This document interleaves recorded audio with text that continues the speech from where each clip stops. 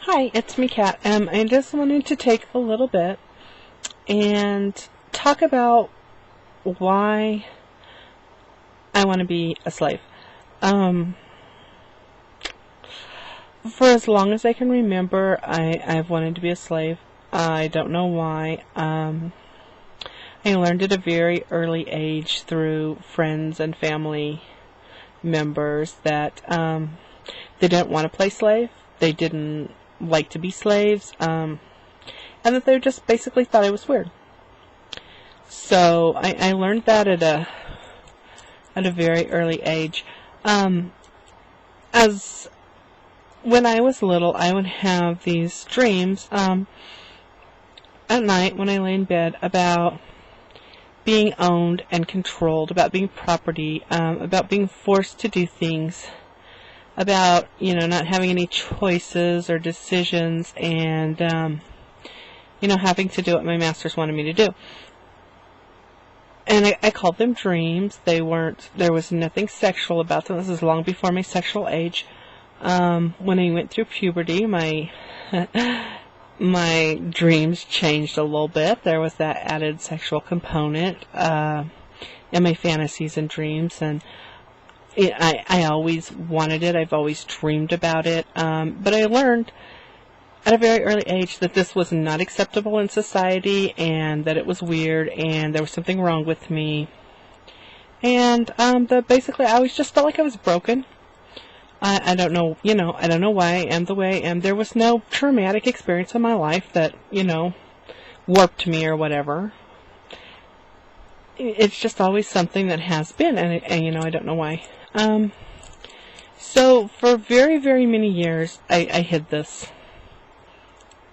And I denied it. I tried to make it go away. I tried to pretend it didn't exist. And that worked really good in the daytime. At nighttime, when I would crawl into bed, then of course my mind would relax and wonder, and and I would have dreams and daydream and fantasies, and it just wouldn't go away. And then, let's see, let me think.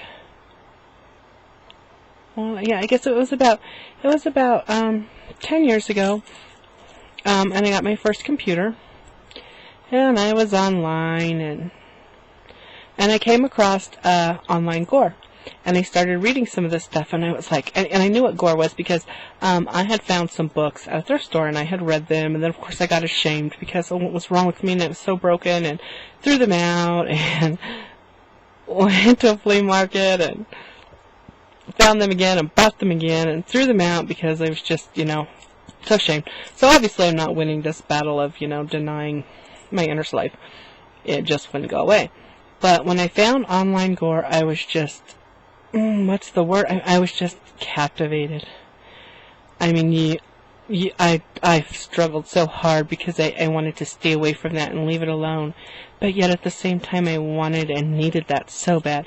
And if you've ever read a webpage at some of the online gore chat sites, oh my God, it's awesome. Talk about, you will be made to be a slave, and, don't come in here playing. You will be punished. You will be taught your place. It was like, oh, wow. So, yeah, I started out Gorian. I loved it. I did. It met a need and fulfilled a need in me that had never, ever, had a chance of being fulfilled before. And I learned this shocking thing, that there are thousands of people, probably millions of people in the world, who have these needs that I do. And they don't consider themselves to be broken, and they don't consider it to be weird. So it was like, wow, my dream come true. And I started searching and researching on the net, and I found so much stuff. And it was amazing. I mean, I had no idea, and this is going to sound stupid, but I had no idea that there were other people like me out there in the world. I had seen on Jerry Springer a show about extreme, and I'm talking extreme, sadomasochists and their lifestyle. And they had come on with their subs, and and it was too much. I wasn't ready for that at that point. I mean, I couldn't have dealt with that at that point. It was kind of scary, actually, because it was really extreme stuff. But the audience's reaction to these people just reaffirmed in me that this was something that I was never going to let people know that I felt, that there was something wrong with me.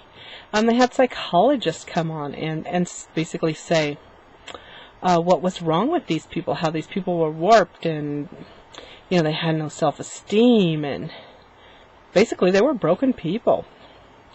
They were not mentally well. And that had been, my only experience with anything in the BDSM community. I didn't know there was a BDSM community. I didn't realize that, there were other people out there. There's a whole world of people. That just totally shocked me. I thought, besides the people that showed up on Springer, I thought there were a few really broken, mentally ill, depraved people out there. Well, and I'm sure there are some in the BDSM community, but it was just kind of a big shock to find out that I was not alone. And it was kind of comforting, too. I'm a very shy and private person. I would never dream of doing a public scene. It just terrifies me. I guess I've been so ingrained all my life that this is wrong, that this is something to be ashamed of, that it's that you're mentally unfit and unsound, and there's something wrong with me for wanting this. Not that I ever told anybody that this is what I wanted, or that I had these feelings and desires, but just listening to people talk, and when the subject would come up, just listening to some of the things that people would say, it could be so demoralizing. There's no way I would tell anybody, and I never did tell anybody, so if it wasn't for the internet, I would probably still be out there denying my inner slave, or whatever you want to call it, my wants and my needs and my desires. So I'm grateful for the internet and for what it's given me in my community. BDSM is not acceptable at all. There are some people in our community, but none of us are open. We're all closet BDSMers, I guess. And there are some people in my community that if it was discovered, their standing in the community could be totally and completely ruined. It's just not, tolerated or accepted in our area. And, so I'm not going to come out, and I'm not going to be revealing who I am. And well, given what I've just said, I'm sure you can figure out why. So if you've been wondering why, you don't see all of me, that's why. So back to why I do what I do. I really don't know why I do this. I don't know why I want this. I just know that I have this deep and burning need inside me that needs to be filled. I need to be controlled. I need to be owned. But at the same time, I don't want to be abused. And I want to hear, when I've done a good job, I want to hear my master tell me, good girl. And I know it sounds crazy, but that's important. It makes me feel good when he says that, when he's worked hard and I've met his expectations and done what he wants.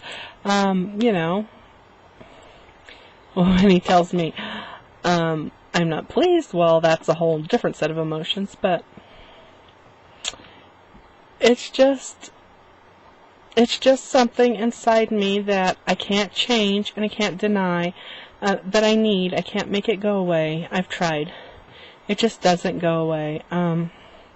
It's just a part of me, and it always has been. I don't know why. It's just who I am. So I think that's all I have to say on this subject, and we'll talk to you later.